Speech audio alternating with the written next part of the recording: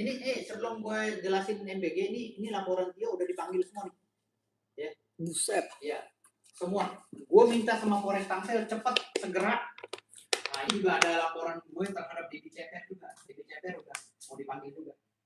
Ya, DB CPR dengan si Mirwansa pengacaranya. Gue laporin juga di laporannya. Kan berjalan semua laporan gue di Tangsel. Semua pokoknya yang joli mama gue laporin. Jalan. Nah, ini juga nih. Ini siapa sih Tio ini dipanggil, gue dipanggil hari Senin semua saksi-saksi ada 3 orang. Cepat kerjanya Polres Tangsel. Apresiasi. Gue juga ngelaporin di CPR juga, cepat juga kan. Kenapa MBG masih dilanjutkan? MBG mesti dilanjutkan. Ya satu, undang-undangnya sudah ada, Kepresnya sudah ada. Ya Kepresnya sudah ada. Jadi kalau untuk membatalkan undang-undang Kepres harus melalui mekanisme Mahkamah Konstitusi. Gitu loh. Jadi minimal Mahkamah Agung kan gitu untuk menguji normanya. Jadi artinya di sini nggak sembarangan kita bisa merubah itu, mencabut MBG nggak sembarangan. Walaupun dengan desakan people power dari masyarakat, kalau kan bisa mengaruh. Karena pasca Undang-Undang Dasar 45 di amandemen tahun 2002 itu kegiatan mahasiswa untuk mendesak pemerintah dengan cara people power dengan dibenarkan. Gitu kita bisa mati konyol nanti ditembak oleh aparat. Gitu. Kan itu udah ada dalam Undang-Undang Dasar 45. Ngeri kalau seandainya kita paksakan. Makanya secara konstitusional aja kita ajukan. Gitu. Tetapi itu nggak akan mungkin karena program udah berjalan, udah banyak dapur yang dibentuk. Iya oke, mungkin secara direvisi aja, secara legal standing itu udah susah ya untuk di pengawasan aja, pengawasan diperketat.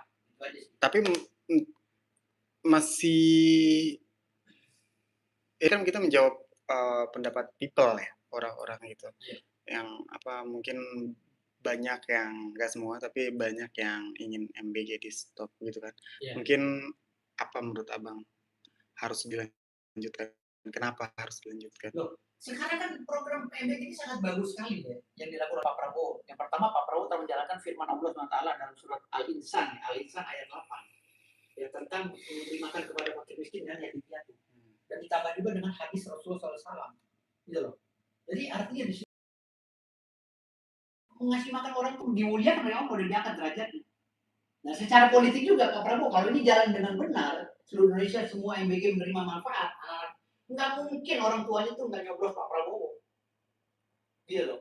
Jadi kalau ada orang yang sekarang hari ini yang tidak ada kaitannya dengan MBG dan SPPG ingin membubarkan MBG berarti dia orang suruhan politikus yang berlawanan dengan Pak Prabowo politiknya. Karena mereka takut tahun 2029 Pak Prabowo jadi lagi presiden karena kos politiknya udah ringan. Beliau udah ngasih makan orang kalau dia kenyang perutnya pasti nyoblos Pak Prabowo lah merem.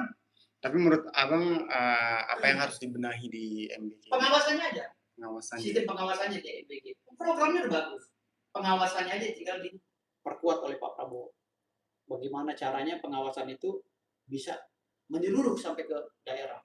Sebenarnya kalau dari awal gue udah sarankan waktu itu, kalau MBG untuk anak-anak SD, bikin aja dapurnya di SD, nggak perlu kita ngontrak, karena buang-buang anggaran. Kayak di Jepang. Iya kan di Jepang kan, kalau mau ngasih makan anak SD ya dapurnya di SD.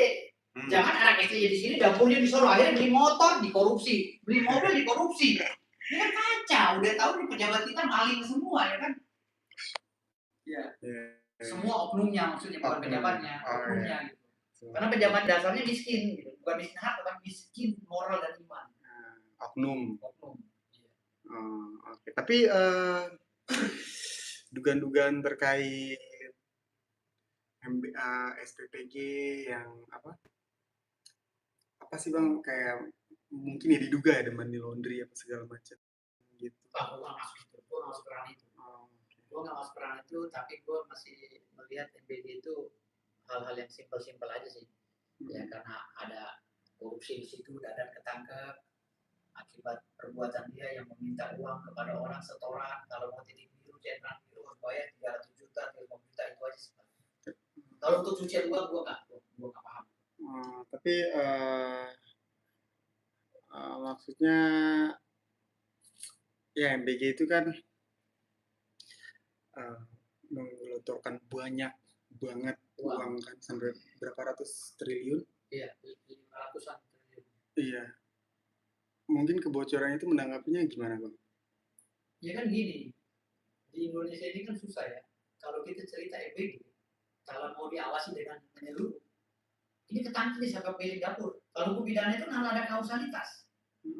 Hubungan hukum antara satu dengan yang lain. Gak bisa istilahnya dadan dong yang di penjara.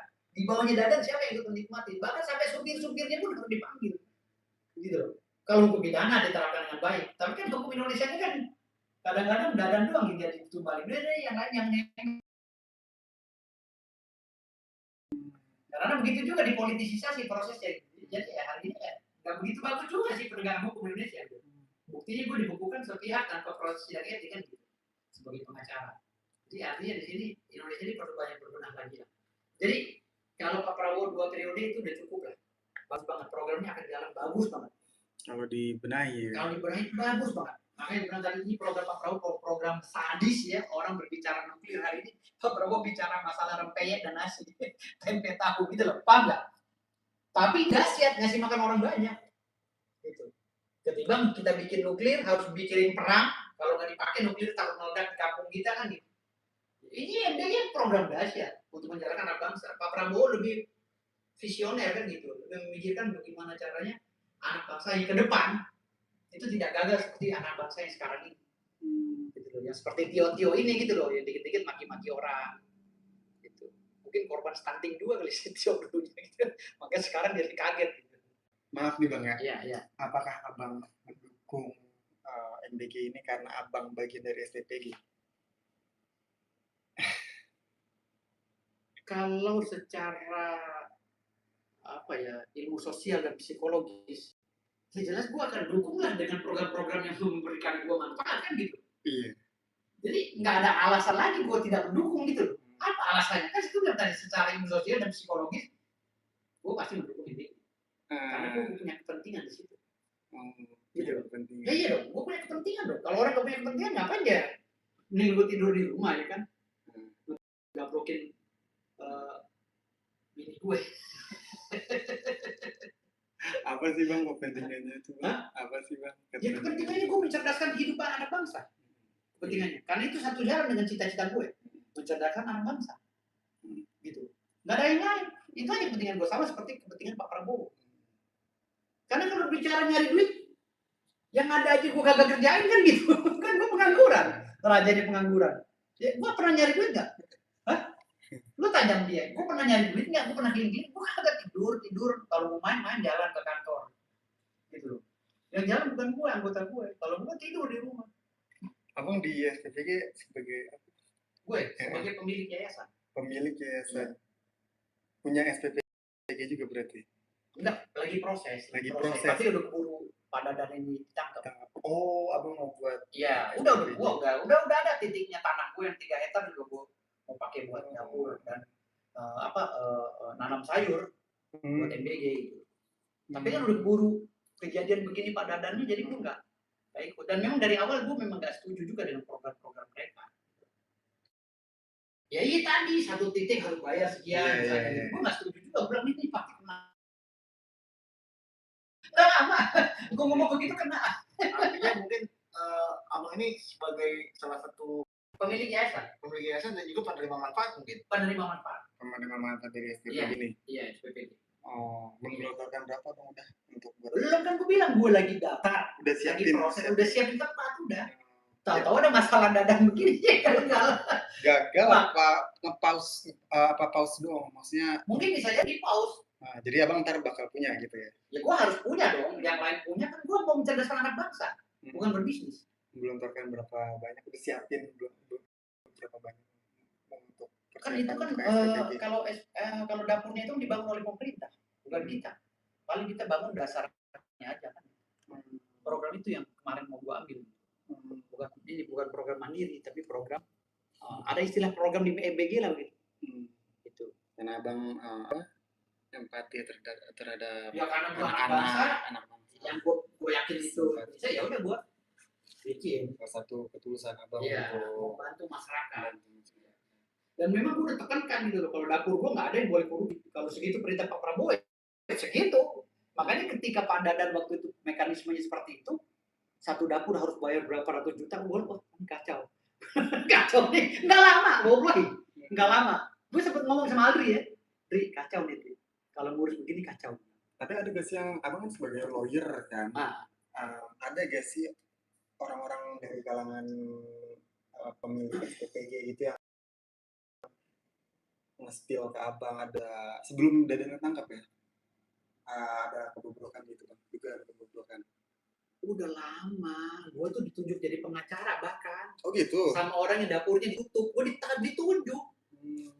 Gitu loh. Waktu itu kita lagi mau somasi kan dia. Dapurnya ditunjuk. Somasi BGN. Oh BGN. Gua waktu itu belum somasi. Belum gua somasi tanyaan. Kenapa tuh alasannya ditutup bang? Hah? Kenapa alasannya mau ditutup sama BGN? Karena dapur yang satu dengan dapur yang satu berdekatan. Jadi dapur ini ditutup, ya ini dimunculin lagi centang birunya gitu loh. Jadi centang biru ini ditutup, centang biru yang ini dibuka gitu. Paham nggak? Jadi dapur itu udah nggak sehat lagi, malah dijadikan bisnis. Bisnis tadi, lo mau centang biru, bayar ke gue, misalnya kayak begitu. Jadi kayak begitu. Gitu. Jadi akhirnya begitu gue mau coba daftar, udah proses, ya ternyata kasusnya seperti ini, ya udah nggak jadi. Gitu. Jadi gue menunggu ini semua diperbaiki dulu oleh Pak Prabowo, baru yayasan gue masuk. Gitu. Dan gue akan harus masuk karena gue nggak mau ada korupsi, gue harus masuk. Gitu. Dan gue ikut mengelola dapur itu. Sampai gue bilang sama staff gue nih si Andri, siapin orang-orangnya bekerja dengan benar. Kalau kata Pak Prabowo pakai ikan lele yang harus nyampe di dapur gue. Nggak boleh ikan cere atau ikan cupang, yang coba-coba gitu. Tapi begitu gue melakukan proses pendaftaran kemarin, gue bilang ini kacau. Jadi sebulan sebelum Dadan ditangkap, gue bilang ini kacau. Ini bermasalah. Kita hold dulu. Gue hold dulu kan. Yayasan gue hold dulu. Gak bisa. Kita hold dulu. Bener aja kan ditangkap. Ini demi Allah gue cerita. Allah ini peristiwa yang gue. Makanya ketika gue laporin ke Polres Tangsel, gue nggak mengatasnamakan Pak Prabowo, tapi gue mengatasnamakan pemilik yayasan yang sedang bekerja di SPPG, yang sedang berkoordinasi dengan SPPG, yang dihina oleh si Tio. Gitu loh. Jadi maksudnya pakai data itu. Kalau gue bicara masalah tentang kepentingan Pak Prabowo sebagai presiden yang dihina, gue nggak ada kaitannya. Gue harus minta surat kuasa dari Pak Prabowo. Karena dulu aduan. Iya, tidak pernah absolut. Gitu, bukan milik biasa. Makanya karena gue ini pemilik SPPG, pemilik yayasan, calon ya, calon udah dapurnya, udah ada lahannya kan gitu. Udah dapurnya udah dibuat. Udah dong, udah ada lahannya, belum buat lahan udah ada bangunannya udah. Tinggal dibuat tuh, tinggal on biru gue langsung masak kan gitu. Tapi kan gagal Dadan ditangkap, wah ini kok minyak kan gitu. Daerah mana bang? Daerah Tangerang, Tiga Raksa. Di tanah abang. Tanah gue sendiri. Gue gak mau ngontrak, gue Parung. Iya, cucunya Sultan, gue gak mau ngontrak. Kirain tanah di Parung. Di Parung kan gede lagi tanah gue. Pak Prabowo aja yang bangun sport center, gue bilang, Pak, jangan lupa, ini tanah saya Pak, bayar. Bayar lah, gue punya gunung gimana. Oke. Gitu ya. Oke. Ada lagi pertanyaan? Tanggapan terkait penangkapan Dadan. Singkat aja.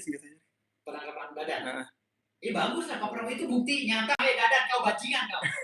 Oke, thank you. Saya.